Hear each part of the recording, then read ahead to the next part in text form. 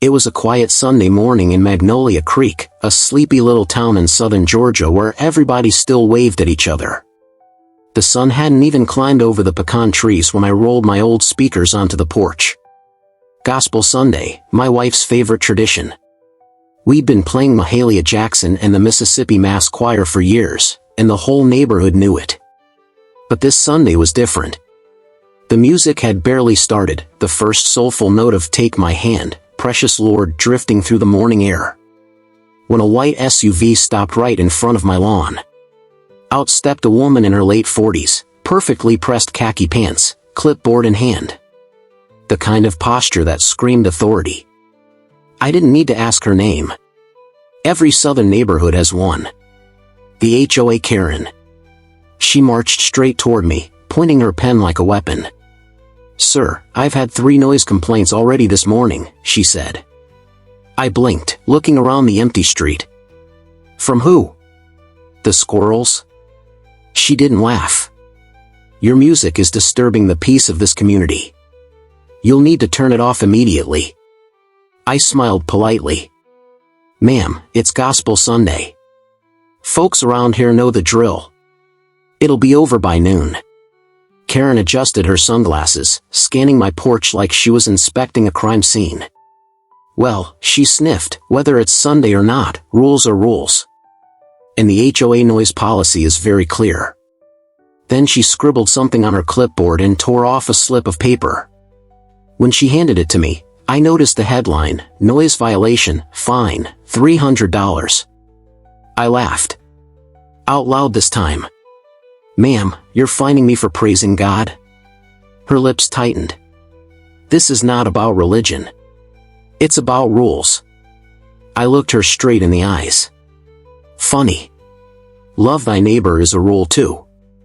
For a second, she froze, then turned sharply and walked back to her SUV. The engine roared to life, and she sped off down the street, leaving behind a trail of dust and irony. I folded the ticket and slipped it into my Bible. Something told me this wasn't over. By the next Sunday, word had spread. Half the neighborhood knew about the noise complaint, and most of them just shook their heads. "Man," my friend Reggie said, sipping coffee on my porch. "How are they gonna fine a brother for praising the Lord?" I chuckled, but deep down I knew it wasn't funny anymore. Karen had filed an official complaint with the HOA board. And now they wanted to discuss my behavior at the next meeting. I'd been through deployments overseas, but somehow, this felt like a different kind of battle. When that Thursday came, I put on my best shirt, grabbed my Bible, and walked into the community hall. Karen was already there. Arms crossed, lips tight, clipboard ready like a weapon. The HOA president, a man named Douglas, cleared his throat. "Mr. Johnson," he said, "we're here because multiple complaints were made about loud music coming from your property." I nodded slowly. "Yes, sir. That's true. It's Gospel Sunday. Been that way since before half of y'all moved in." Karen leaned forward. "It doesn't matter how long he's been doing it, rules are rules. The HOA noise limit is 60 decibels after 8 a.m., and his so-called gospel easily breaks that." I smiled faintly. "Well, ma'am, I guess joy makes more noise than bitterness." A few people chuckled quietly. Even Douglas tried to hide his grin. Karen glared at me. "This isn't a joke, Mr. Johnson. You're disturbing people's peace." I looked around the room. "Is that so?" I asked. "Would anyone here like to say they were disturbed?" Silence. Then one hand went up. But it wasn't against me. It was Mrs. Delaney, the elderly white lady who lived 2 houses down. "I was the one who heard the music first," she said softly.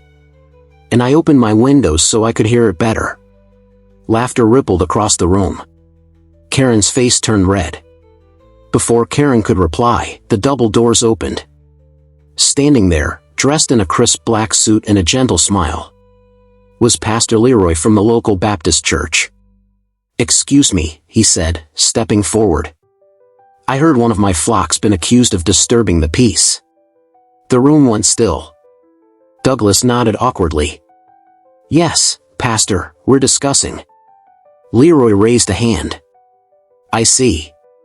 Well, I came to say something. He turned to the room. Every Sunday, this man plays gospel music not to disturb, but to remind us that faith still lives in this neighborhood. In a world full of noise, maybe a little bit of praise is exactly what we need. The room erupted in gentle applause. Even Douglas nodded with respect. Karen sat frozen, her clipboard trembling slightly in her lap. The pastor looked right at her.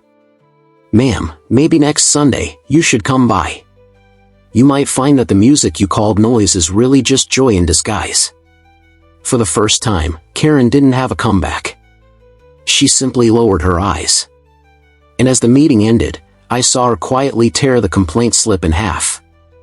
The next Sunday came slower than usual.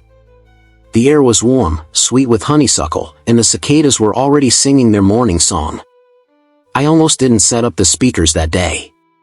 A part of me wondered if it was worth the trouble. But then I remembered Pastor Leroy's words. In a world full of noise, maybe a little bit of praise is exactly what we need. So I took a deep breath, rolled out my old speakers again, and pressed play. The opening chords of Oh Happy Day filled the air, spilling out into the street, down toward the church, and across the hearts of everyone who still believed Sunday meant something sacred. I was halfway through the song when I noticed a familiar white SUV parked at the end of my driveway. For a second, I thought, Lord, not again. But then I saw her. Karen. She wasn't holding a clipboard this time. No sunglasses, no pen. Just a small plate of muffins in her hands, and a look I hadn't seen before, humility. She walked up slowly, her voice soft. Mr. Johnson.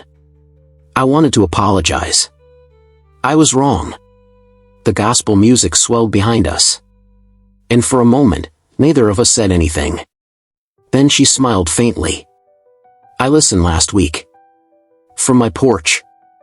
I didn't hear noise. I heard peace. I nodded, feeling something loosen in my chest.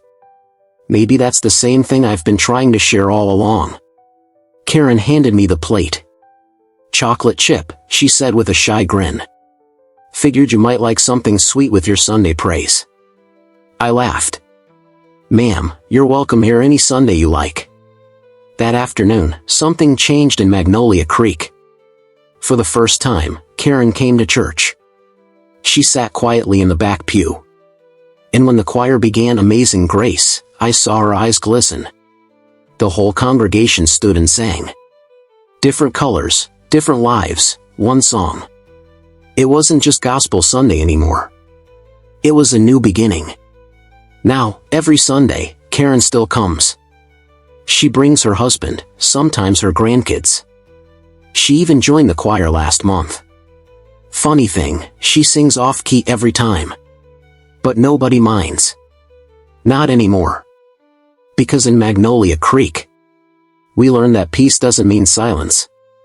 Sometimes, peace sounds exactly like gospel music on a Sunday morning.